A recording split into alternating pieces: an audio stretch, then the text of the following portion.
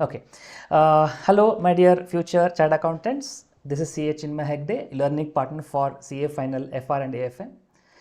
As requested by many students that you were having enough idea about various careers such as taxation, accounting, etc. because you have done the articleship.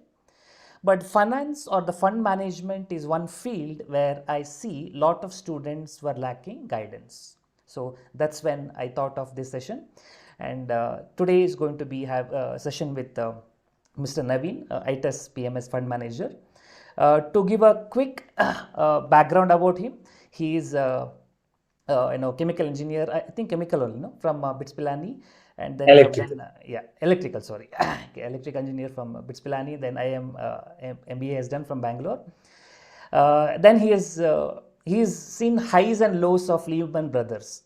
So that's why often he says when many people says risk, they really don't mean what they say, but he has seen both sides of it, good and the bad. And then he moved to Nomura, Japan, and then he is now running a PMS called as ITES, which is having asset more than 1,000 crores. So over to him. I think let us go and understand how to make a career in the fund management, be it for CS, for anybody else also for that matter. Yes, Naveen, over to you. Thanks, Chinmay. So perhaps what we'll do is I'll just take 2 to 3 minutes introducing my own background, how I got into fund management, and give you the brief background of ITIS Capital as a firm. And then perhaps we can have more of an interactive session in the form of any questions that you have, and how should people think about a career in fund management over time. So like you said, I finished my MBA in Bangalore back in '06. My career began with Lehman Brothers in Tokyo. That was back in the day where I saw the first bull market. It was a global bull market, and things were looking very rosy. And post that, I was in Hong Kong when Lehman Brothers went through its bankruptcy. I was right in the center. I always say that I'm the only fund manager you'll come across who's seen a bankruptcy live, because you're not used to the concept of bankruptcy in India. And I hope, and I don't think we will see one here. Nomura took us over, so I got a chance to set up the Asia ex Japan desk for Nomura. I did that for 2.5 years. And then I moved to a fund called Oracle Capital, where I managed money for almost 5.5 years. Before setting up ITIS, I used to run the Asia office of a fund called Hutchin Hill. Hutchin Hill was a $6 billion fund. I ran their Hong Kong office, managing almost $400 million investing in India. I came back in 2017 to set up ITIS.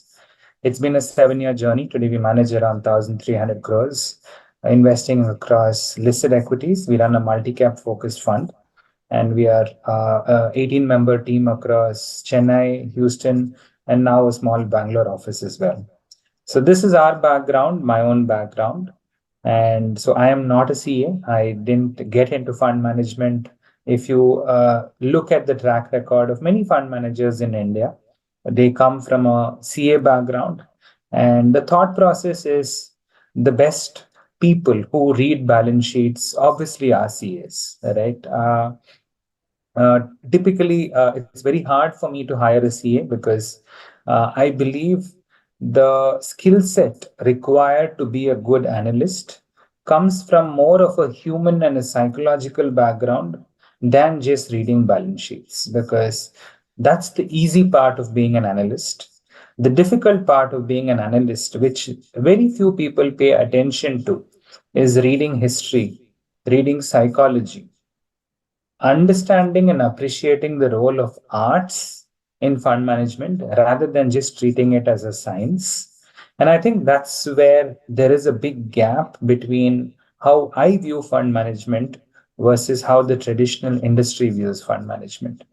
So, with that as a context, we can go into more of a discussion around what does it take, why should people think about fund management, and what are the skill sets that I believe are required in this industry. Sure, sure, yes. I'll just ask you one slightly different question. Being a CA, I can maybe share that aptitude. We CAs are very good at our subject. Maybe that strength becomes also a weakness in a way. So you also mentioned that also we CA have a mindset that okay, if I know how to read a balance sheet, which in a way true, that is where I have an edge over understanding or I can do a valuation, which is not true because you need lot more. So my question is what we can do to improve ourselves in that direction. So is it like can we read about a company, or does reading any news channels add any value? Like what can we do better to improve ourselves? So you are right in the sense that CAs have an edge that clearly other people will not have. I still remember when I went into my B school days, right? The first semester, we had a course called corporate finance. And as an engineer, I could tell you 70% of the batch could not match the LHS and RHS of a balance sheet. We just couldn't. We didn't know what that meant. And I still remember a really good friend of mine who was a CA taking tutorials around what assets mean and what liabilities mean. And the commonality between engineering and CAs is we learn to think of the world from the view of 0 and 1, which means if numbers match, it's a good thing. If numbers don't match, it's a bad thing. I think the world is unfortunately somewhere in between. It's a lot of gray, right? Now, in order to understand this gray, uh, it's not about news channels because, again, human mind, if you go back into how the human mind works, we always want reasons for everything. For example, let's say today India is doing well. We want to understand why is India doing well, and we want to rationalize A, B, C. This is why India is doing well. Now, unfortunately, you just can't say causation is equal to correlation. What that means is if this is the cause, that correlates to something doing well, right? It is again in the area of gray. So, how does one try and reconcile this? I always believe in this concept of cycles and pattern recognition. And for you to understand pattern recognition, you have to do and understand two aspects. One is probabilities. You are in the world of probabilities. Many people think you're in the world of prediction. You have no role to predict in the fund management industry. Your job is to understand and appreciate probabilities, and your job is to understand and relate with uh, what I call history. In fact, some of the best books about money management have been written. If you go back and study the civilization of how Mesopotamia came into being, the first books on wealth management came from that era. Mesopotamia was supposed to be one of the richest civilizations. If you go back and read that civilization, they teach you the concept of wealth management. Whatever we say today has been written many, many centuries ago.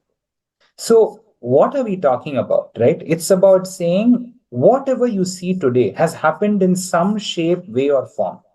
Your job is to go back and read history, read businesses, read cycles, and then look at correlating and appreciating these patterns. So, if you ask me, how does one cultivate this?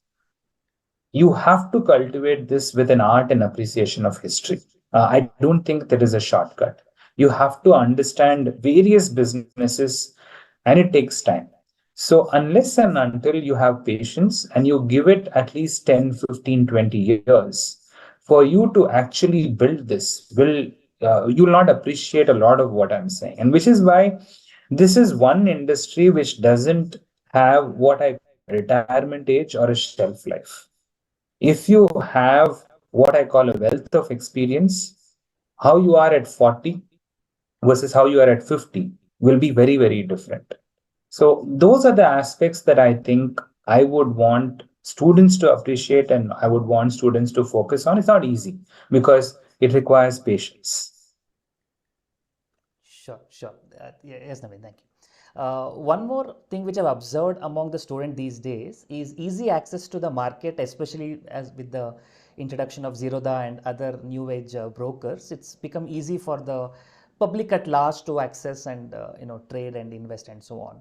So one common thing I observed among students is they are somehow getting attracted towards this trading, intraday trading. I buy, I sell. So there's more becoming a speculative market, which I tried my level best to discourage that, but somehow that phenomenon still exists. So, and many people think that by doing those trading things, they can get an entry in fund management and they can become fund manager. So, what are your thoughts on that? See, I think there are certain aspects of human elements around how the mind operates that is never going to change, right? Drinking, gambling, and smoking are three things that will always be close to us as humans. These are three basic human vices. So if you ask me, should someone not trade? I will say no. I will not even ask anyone not to trade. I will say, before you get into the industry, please trade. The reason I would always say that, because you started off by saying you try and discourage, I don't discourage. I think people should try everything. If they want to trade, I would say trading will also teach you something about yourself. And if, assume you go bankrupt through the process of trading, I think you will come out a better risk manager, or at least you have a higher probability of coming out a better risk manager. The thing that I would always advise is, if you're going to trade, read books on risk management and then trade. So I will never discourage trading. It is inherent to human behavior. Everyone, the most sophisticated of investors and the Gen Z who are entering the markets, do trade, and I will always encourage trading. Over time, your evolution as an investor would evolve around trading. So, I personally believe trading is important. People should do it. I don't do it as a fund manager, doesn't mean what they do is wrong. Right. So, that's my view. The question, though, is, through the process of trading, there are some nuances that one can pick up around risk management. If you can do that, I think it can be beneficial for you. Yeah, sure. I don't go against the concept of trading, but just that being a student, where I feel that you have having the priorities wise, and they feel that maybe this you are getting attracted also because of social media, that fin influencer, YouTube people, maybe like on those background, which I thought that that may not be suitable, especially when somebody is sitting preparing for examination. Yes, I do take a point that trading is a profession. I would say that's a difficult profession. Some people say the probability is too less. In my opinion, any profession, if you want to excel, the probability is less. The top people is always less. It is just that how you excel at particular doing things, and that's ultimately determine the outcome. Okay. Yeah. A few more questions. So one of the question I got is like, what is a typical day of a fund manager would look like? What is the how you occupy yourself with? See, the typical day versus how I would like it versus reality are two different things all the time, right? Because as a fund manager, you're also straddling multiple roles. For example, operationally, you have work to do. You also have work to do around managing clients' emotions from time to time. You have business to run. So there are a lot of things that go into the ambit of what a fund manager is meant to do. So let me not go into all of that because that will just complicate anyone's life who's listening to it. But according to me, in an ideal day, how I would like to structure myself, I like to travel 3 to 4 days a week, right? I don't like to sit and just sit and read books. That's not how you learn. For me, when we are picking up a new company, I would like to learn a lot from the promoters, the actual plant, if it's a manufacturing one. Try and build a network of understanding who are the distributors of the companies. Can I go and meet them? Understand from them what is making them tick and work with this company versus competition. Try and see if I can understand and meet competitors and see how well they are actually perceiving their own competition. See, typically, one thing in the industry is simple question that I like to ask promoters is, who's one company in your space that you respect? That one question will teach you a lot about a competitive edge of a particular company. So for me, a lot of my time actually goes on the ground. So if you say a typical day, I like to travel 4 days a week, meeting companies, meeting suppliers, meeting distributors, meeting partners, meeting ex-management people who may have left the firm. And I can't stress the value of all of this. Your job is like a detective because there is no, in my world, there is nothing called a good company or a bad company. It's a cycle. There are times where a good company does bad things, and there are times where bad company also does good things. There's no one has the intent to do evil, right? Generally, humans are not like that. So you have to understand what is driving the motivation of that entrepreneur. So that you can only do not by sitting and reading balance sheets alone. 10% of your job, roughly, is actually on the desk where you sit, study balance sheets, sit and study transcripts, see if the promoter has done what he's said and said what he's done. And then you put together what I call a basic valuation framework to value a business.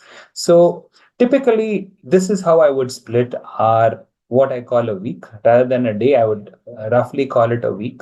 A lot of the work is actually on the ground. Some part of the work is studying balance sheets. And over time, you build a strong network, right? Certain people that you go back to, you want to actually see if your views can get contradicted by someone such that you can uncover your blind spots. And there is a certain level of reading as well, which you want to be doing. Question is, what do you read, right? My reading is not so much around investment books because there's only that much you read by investment books. Everyone that has already said what they wanted to say is already done. So picking up an extra investment book and reading, I don't believe is going to give you any additional insight. I like to read history. I like to read autobiographies of people. I like to read human psychology. I like to read the entire aspects of how civilizations were built, sometimes science. So I think reading diverse aspects help. That's how I would structure my week. Not I didn't cover the day because I think a week is a better timeline for you. Too. Sure, sure, sure. And one more question I got is like, would that NISM certificates what you have, various certificates conducted, of course, like in mutual funds, in PMS, and so on. Would that add any value in any sense? See, I think end of the day, what is a degree add, right? Certain things need to be done from a regulation perspective. Certain things need to be done to show the world that you have certain level of discipline. Why does the industry look for CAs? Because to sit for that exam and come out as a rank holder is bloody hard, right? So when you come out on the other side, you are showing the world that you have two things. You have a good grasp of numbers, and more importantly, you are extremely disciplined, right? These two characteristics cannot get replaced in the fund management industry or in the investment industry. So, NISM is more so a regulatory requirement for most part. So, you have to take it up. For example, there was an exam for us too, where I had to study. Did I enjoy studying it for that exam? Answer is no. But when your regulator says you have to do it, you have to do it. So, certain things you have to do it just to ensure that you don't go on any side on the wrong side of regulation. NISM is such, it's a framework that tells you that you have to do it. So in that aspect, you don't have a choice. But if you ask me, does that tell you that you will be a better industry expert? Answer is no, but it's required. Sure. Yes. Definitely, yeah. It's any knowledge is need not always come from the just the course we do. It's all we learn any part of the life, reading, experience, interaction, and so on. One more question: is there any age limit which you look at when you hire or any of that sort? Somebody need to be concerned about in the path becoming a fund manager, or when you start your career, maybe. See, if I mean, a fund manager is a process, right? Uh, what in your journey, if let's say an aspiring CA wants to enter the investment management field, their journey will evolve over time.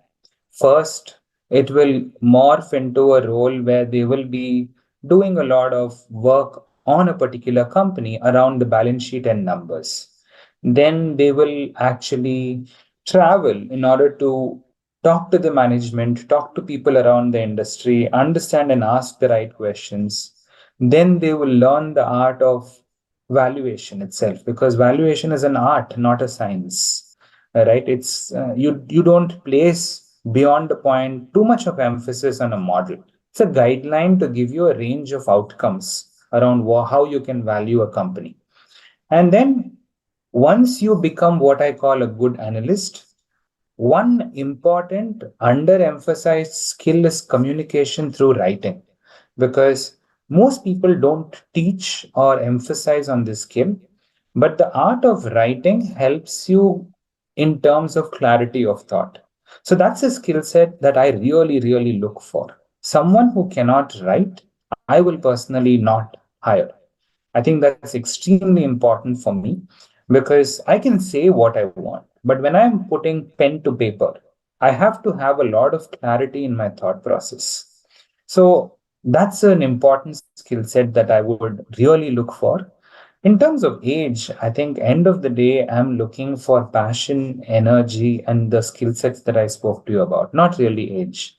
I think for me, the energy and the drive that you have matters, not so much the age.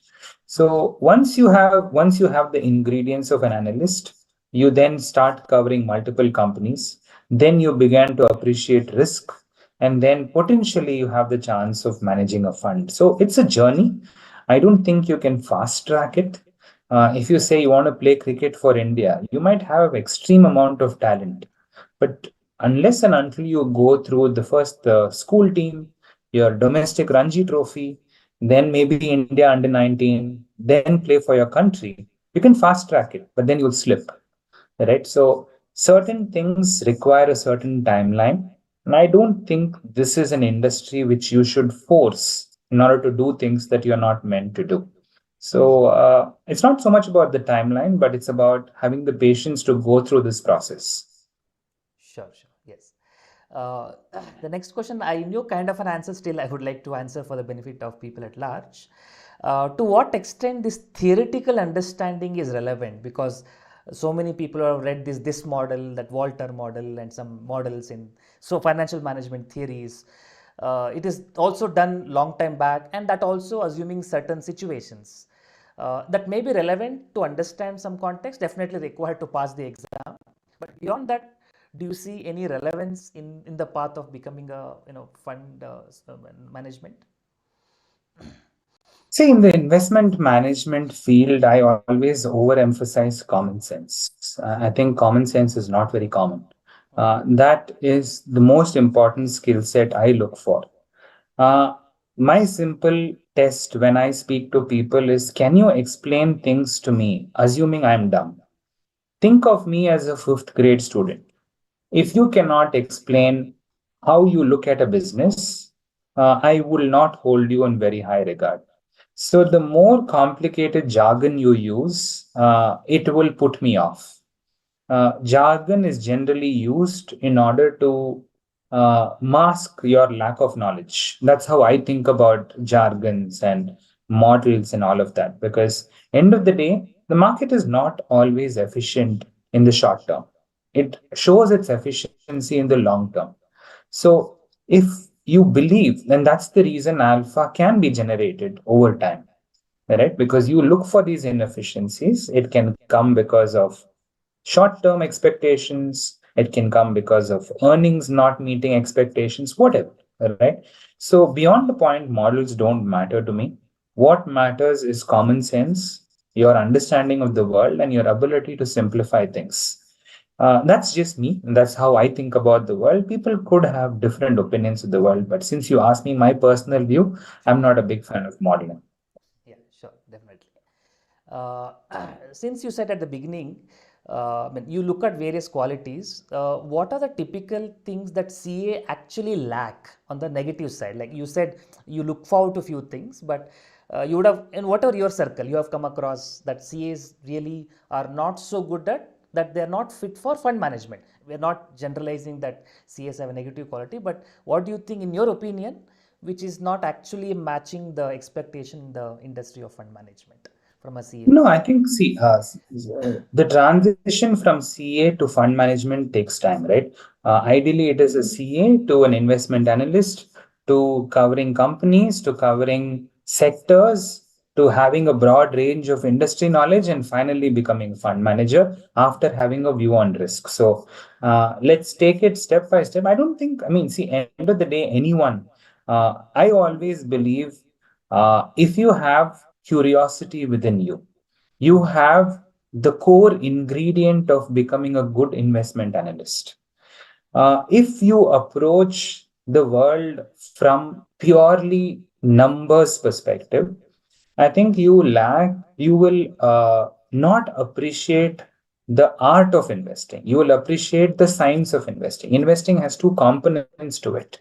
One is the art aspect, another is the science aspect. The science aspect, I think CAs will be brilliant at, because who better than them in terms of understanding where the cooking up of numbers happens, right? They're brilliant. In fact, I've some of the best people I know and I speak to are CAs. The art aspect is always what is expensive, what is cheap. It's a relative number, right? Sometimes someone could say a multiple of 45 is cheap. Someone sometimes could say multiple of 20 is cheap. Both could be true at the same time.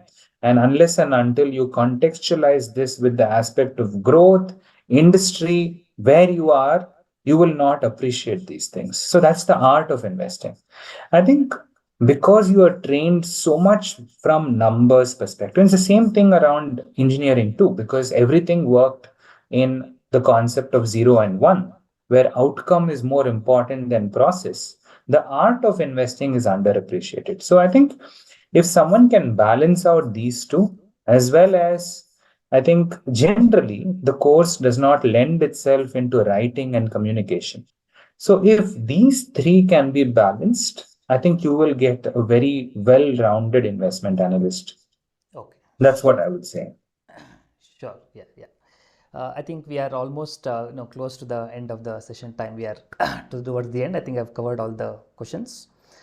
Yes. So I just want to have any other thoughts from your side in general, just to wrap it up, and then we can conclude. No, I mean, like I said, this is an exciting time to be in India, right? For the last 20 years, money in terms of equity investing has always been there in the markets. Now, the entire world's attention is on India. So you are at a pivotal point in terms of our economy, transitioning from what I call a services based economy into a manufacturing based economy. And if you study history, that transition is always associated with a very big GDP multiplier effect. So I think the next 10, 15 years is an exciting time for everyone in the country. And CAs coming out studying such a rigorous course, you guys should be extremely excited about the next phase of the journey that you're going to go through over the next 10, 15, 20 years and beyond. So, appreciating this, having a more positive outlook towards life and the country at large, I think those are the three important takeaways for me, for everyone who's listening to this. And that's what I would leave everyone with as we wind up this conversation. Yeah, sure. Thank you so much for your time. There's one area which I could see in general is the gap between what industry is expecting and what is this all curriculum, including CA, is trying to portray. For various reasons, feel still there is a gap to be filled in. I try my level best to bridge the gap, and for the benefit of students, I'm trying to bring a lot more programs. So thank you so much, Naveen, for this your time. I hope students made the best use of it, and all the best. Thank you, Naveen. Thanks a lot, Chinmay. I sincerely appreciate you for this Yeah, time. Have a thank you so lovely much. day. Yeah.